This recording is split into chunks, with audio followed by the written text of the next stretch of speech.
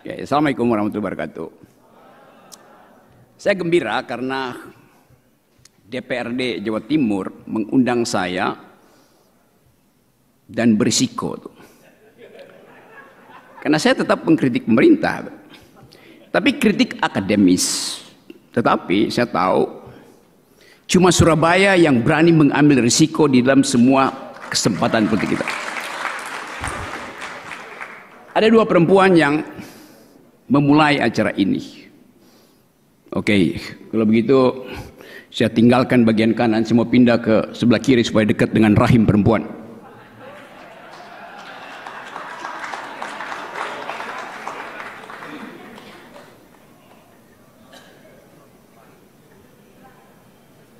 Kita ada di dalam kecemasan tentang masa depan. Karena tadi figur-figur Jawa Timur, figur maksudnya statistiknya diucapkan. Dan semuanya bertumbuh bagus. Tapi kalau kita lihat angka itu secara nasional berbahaya sekali. Ada deflasi 5 bulan berturut-turut. Itu artinya ada daya beli yang kurang. Tetapi kalau kita lihat Jawa Timur, kita justru optimis. Karena Jawa Timur menopang 20 provinsi di Indonesia bagian timur dan bagian tengah. Jadi bayangkan, dari daging sapi sampai bumbu pecel dihasilkan dari Jawa Timur dan didistribusikan ke Indonesia Timur dan Indonesia Tengah. Jadi Jawa Timur mempertahankan kemakmuran rakyat kita yang sekarang sedang mengalami kesulitan ekonomi. Jadi tepat sekali kalau hari ini ada dua perempuan, yang satu memimpin, yang satu memberi sambutan pembuka. Dan keadilan memang pertama-tama tumbuh dari rahim perempuan. Hanya dalam rahim perempuan dari awal dibagi keadilan dengan bayinya. Jadi saya suka karena ada upaya untuk menghormati keadilan berdasarkan perempuan. Oke,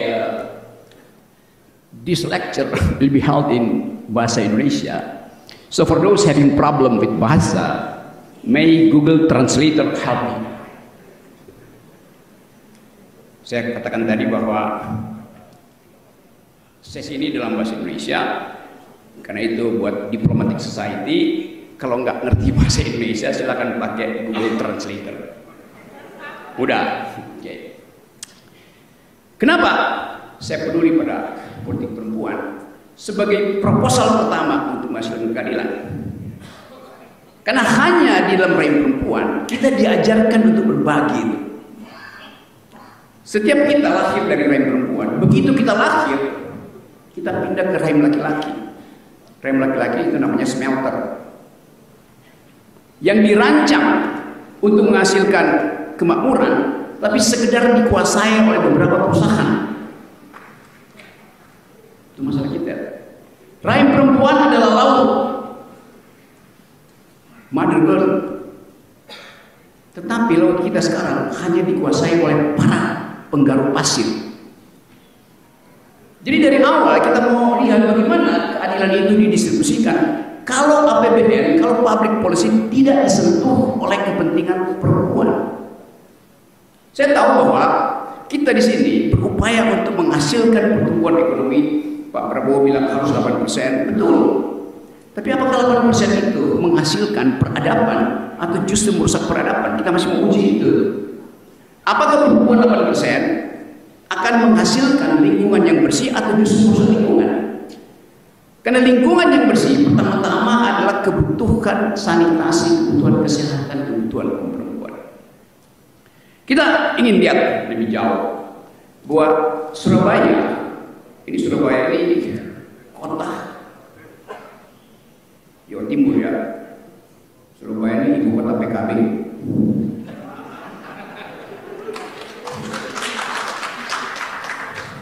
PKB artinya perlawanan kemerdekaan bangsa. Ada Bung Tomo di situ. Tapi bukan cuma Bung Tomo, kita ingat Insinyur Haji Juanda.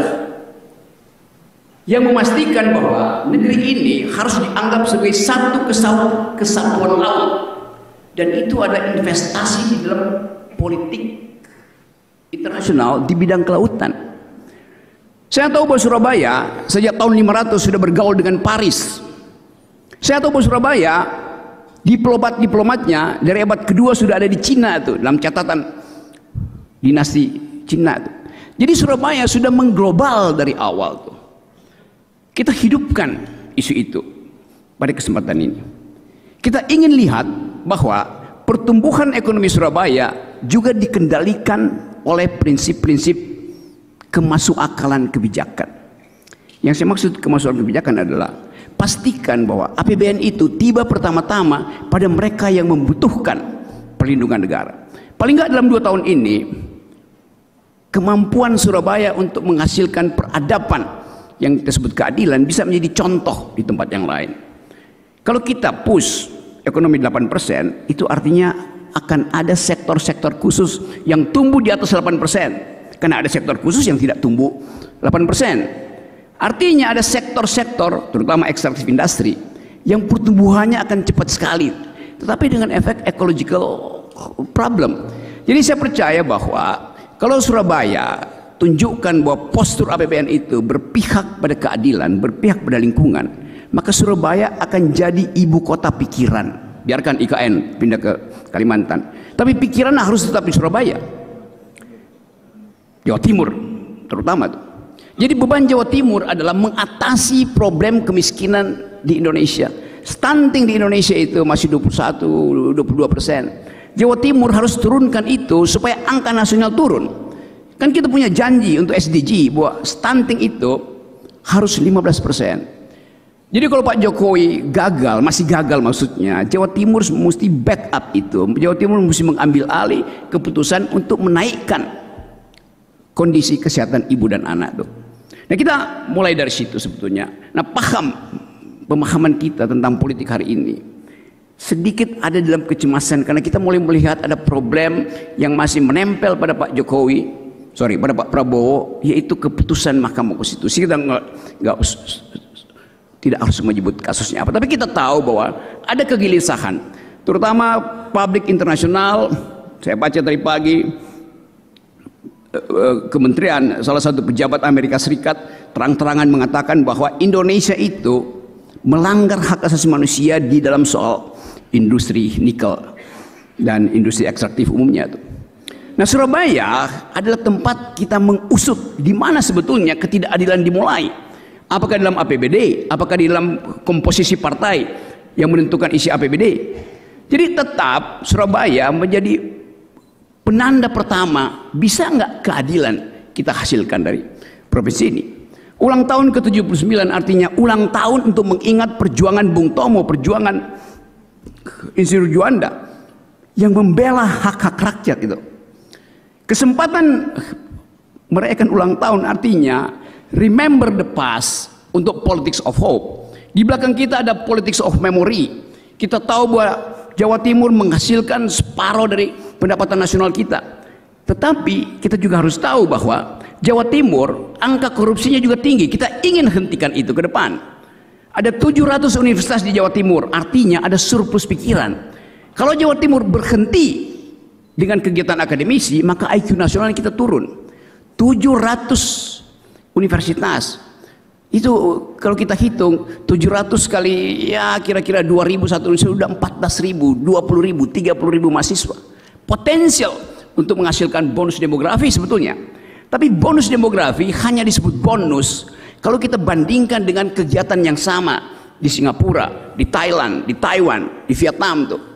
Dan terlihat bahwa kalau coba saya bandingkan secepat-cepat misalnya, angka pendapatan per kapita dari Malaysia sekarang ada $13.000 per orang.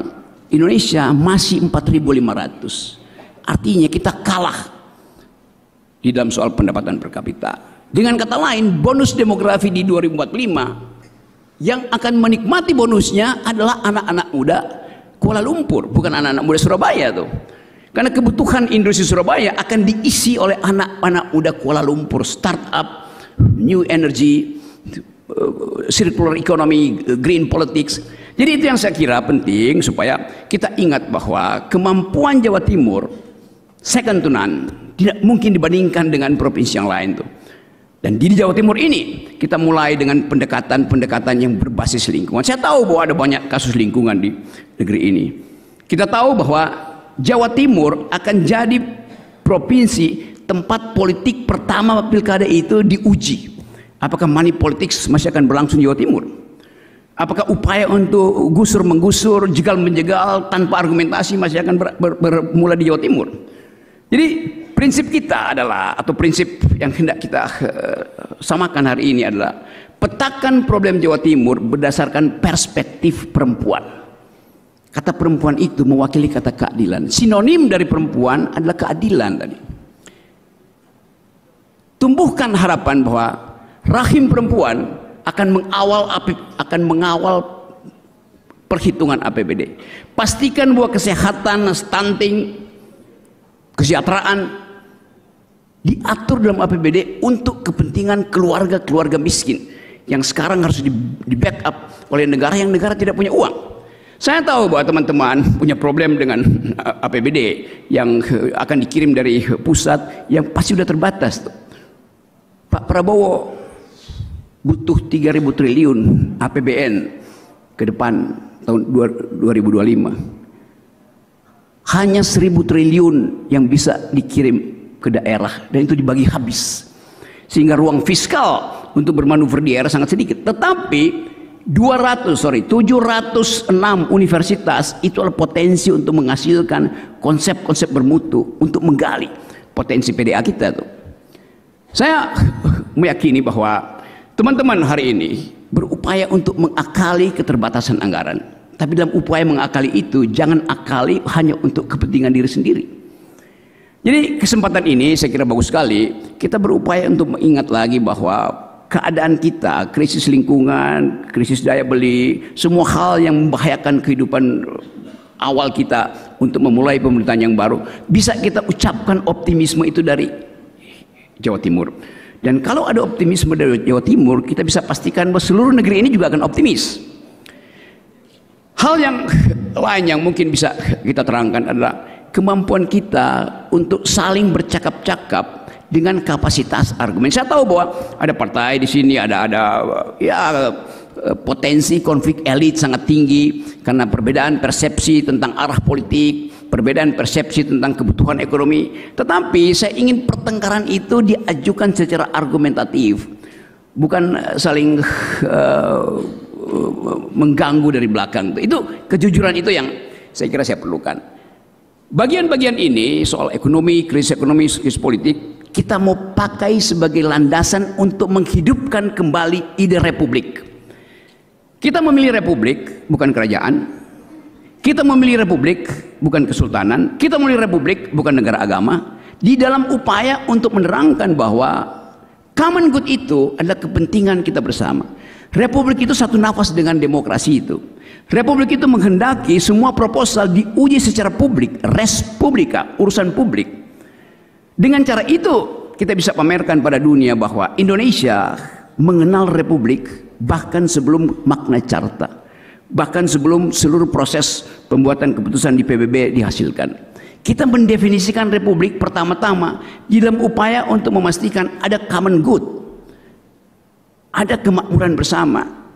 Kita lihat bahwa disparitas, kesenjangan kita tinggi sekali. Walaupun seringkali kita tertipu oleh statistik. Kalau saya baca terakhir, indeks korupsi kita itu 34. Atau mungkin 2 hari belakangan tinggal 31. 31 artinya dari 100 orang Indonesia tinggal 31 yang jujur. Persepsi publik bahkan mungkin menganggap enggak, mungkin tinggal separohnya tuh. Jadi indeks persepsi ini akan mempengaruhi investasi asing. Tidak ada investor asing yang mau nanam modal ketika hanya 31 orang dari 100 orang yang jujur di kita. Demikian juga komposisi kejujuran itu mungkin kita bisa preteli partai mana yang jujur, partai mana yang tidak jujur, wilayah mana yang jujur dan yang tidak jujur. Jadi sekali lagi, kemampuan kita untuk melihat Jawa Timur tumbuh tergantung pada keinginan kita untuk menghasilkan integritas. Jadi teman-teman semua, poin saya adalah pastikan bahwa dunia akademis juga menjadi tempat untuk menghasilkan PDA. Bagaimana caranya? Riset.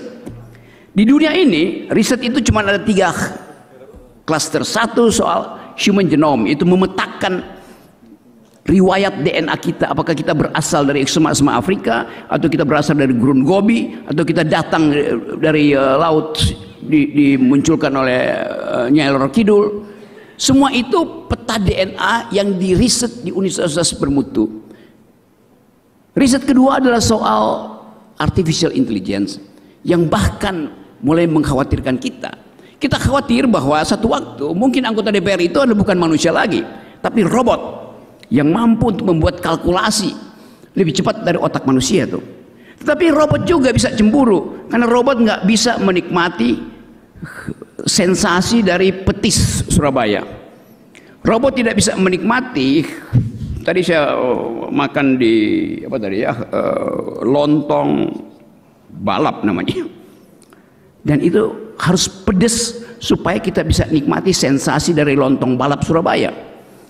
Kita harus pedas mengkritik kekuasaan supaya sensasi keadilannya muncul. Kadangkala kita takut untuk bertengkar di wilayah publik, lalu kita pakai sopan santun. Sopan santun itu semacam kemunafikan dalam politik.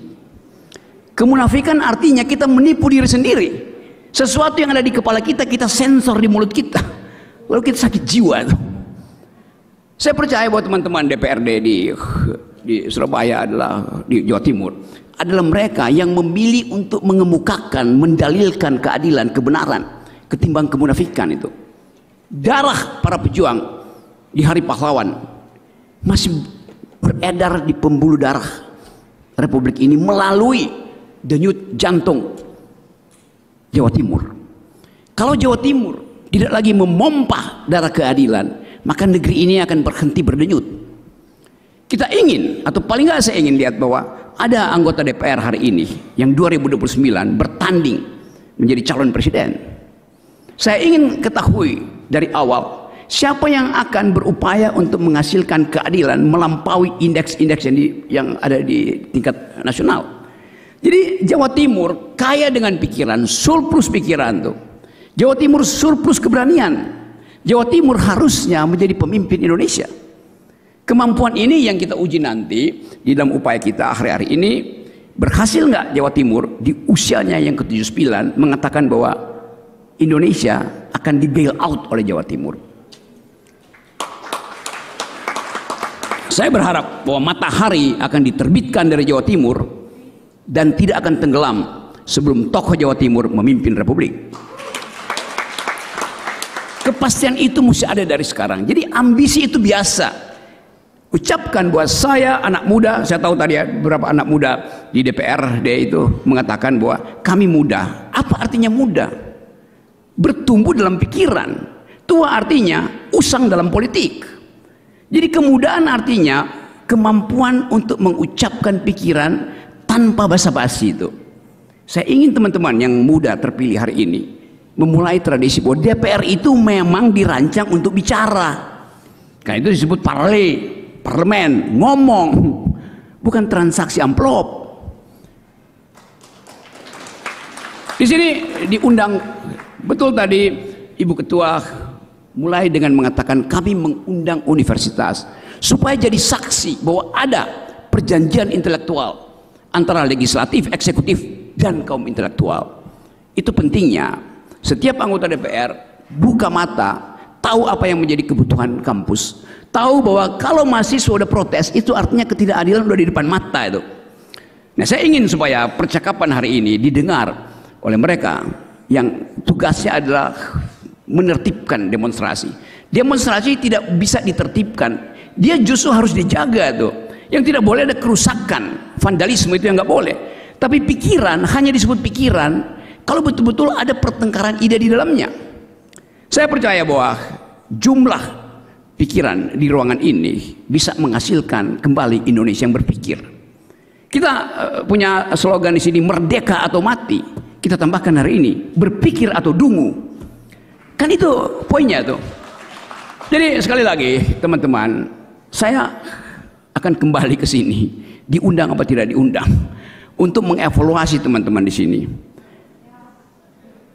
Bahwa sudahkah indeks demokrasi Indonesia bertumbuh karena sumbangan dari demokrasi Jawa Timur?